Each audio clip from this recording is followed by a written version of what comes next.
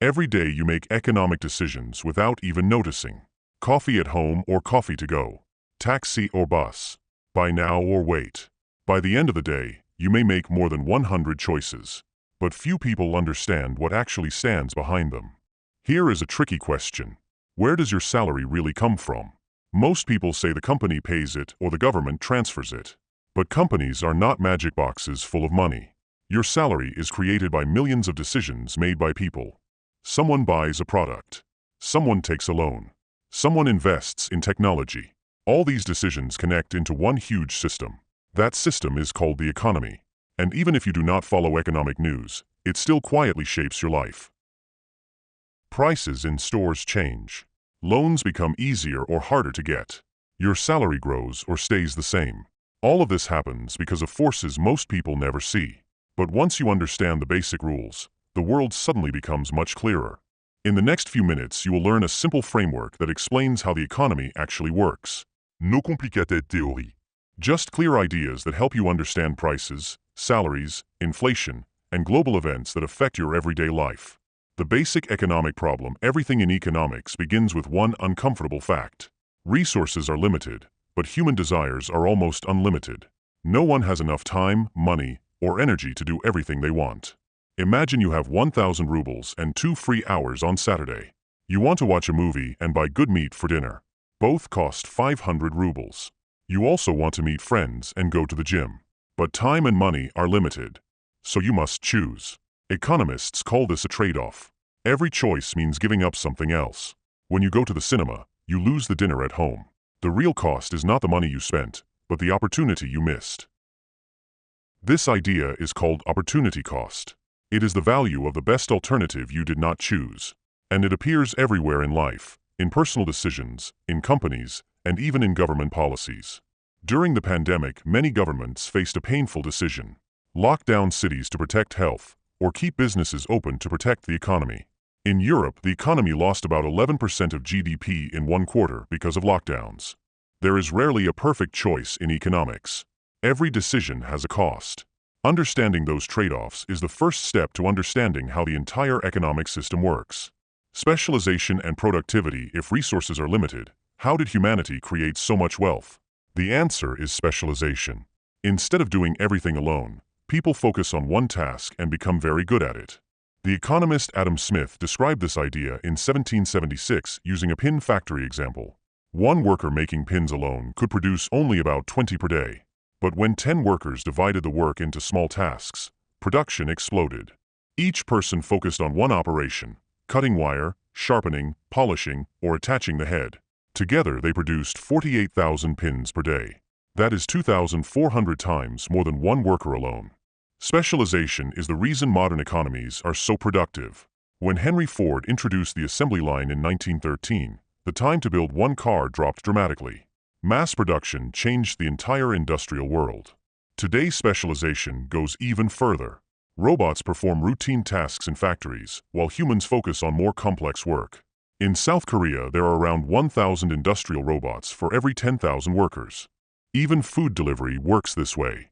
Restaurants cook, couriers deliver, programmers build the apps, and designers create the interface. Everyone focuses on what they do best, and the entire system becomes faster and cheaper. Markets and prices, but how do we know what something is worth? Who decides the price of coffee, a taxi ride, or an hour of work? This is where markets enter the picture. A market is simply a place where buyers and sellers meet. Buyers want to purchase goods or services, and sellers want to provide them. Prices appear as a result of this interaction. Imagine a rainy Friday evening. Everyone wants a taxi to get home quickly. Suddenly, the demand for rides increases. But the number of drivers on the road has not changed. Because demand rises while supply stays the same, the price increases. Some passengers decide to wait or walk instead. At the same time, higher prices attract more drivers to start working. Eventually, supply and demand balance each other. At this point, the market finds its equilibrium price. No central office calculated the perfect number. The price appeared naturally from millions of decisions. This same mechanism explains why coffee in your favorite cafe becomes more expensive. Maybe rent increased, fuel became more costly, or salaries for staff grew. The final price reflects all these factors together. Elasticity and the labor market. Not all products react to price changes in the same way. Economists call this elasticity of demand.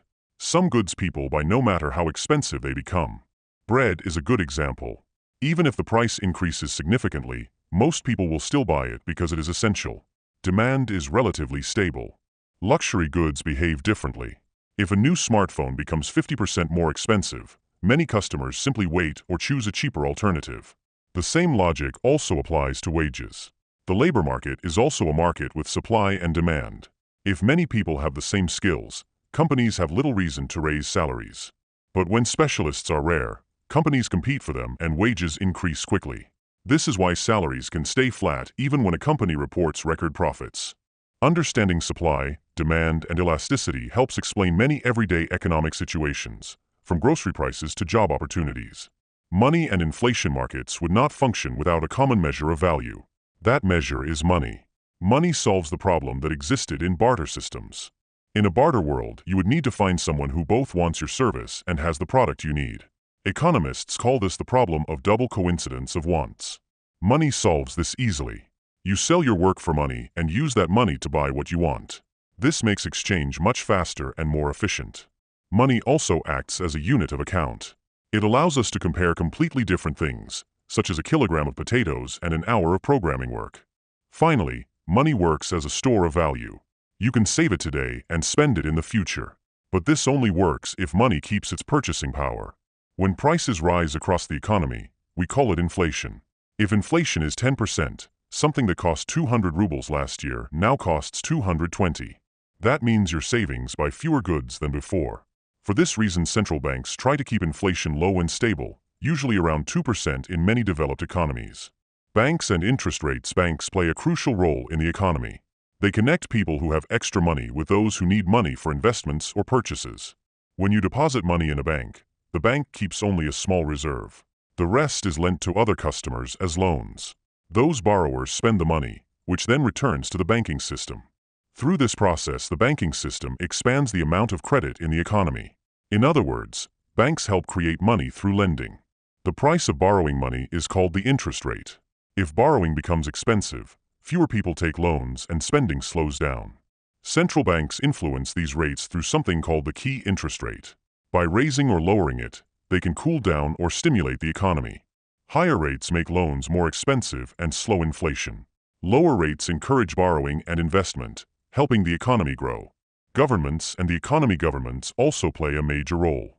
They collect taxes and spend money on infrastructure, healthcare, education, and social programs. During economic downturns, government spending often increases automatically.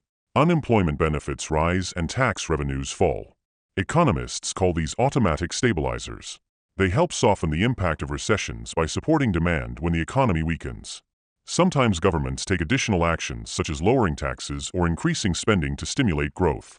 If spending exceeds tax income, governments borrow money by issuing bonds. Investors buy these bonds and receive interest in return. As long as investors trust the country's economy, this system works. But if confidence disappears, borrowing becomes much more expensive. Global economy and GDP. To measure the size of an economy, economists use GDP, or gross domestic product. It represents the total value of goods and services produced by a country in one year. For example, Taiwan produces about 60% of the world's advanced microchips. If production there stops, factories across the world feel the impact. Countries also trade goods and services with each other. When exports exceed imports, a country runs a trade surplus. When imports are larger, it runs a deficit. Currencies reflect this global demand. The US dollar remains the world's dominant reserve currency because investors trust the American financial system. Economic cycles. Economies do not grow in a straight line. They move in cycles of expansion, slowdown, recession, and recovery. During expansion, businesses invest, employment grows, and consumers spend more money. Confidence spreads through the entire economy. But eventually growth slows. Interest rates rise, investments decrease, and companies reduce hiring. This leads to a slowdown or recession. During recessions, unemployment increases and spending declines. But eventually new opportunities appear and growth begins again. On average, these cycles last between 6 and 10 years, though every cycle is different. Understanding these cycles helps investors, companies, and governments prepare for future economic changes. Conclusion: economics may seem complicated, but its core ideas are surprisingly simple. Limited resources force people to make choices. Specialization increases productivity. Markets connect buyers and sellers through prices.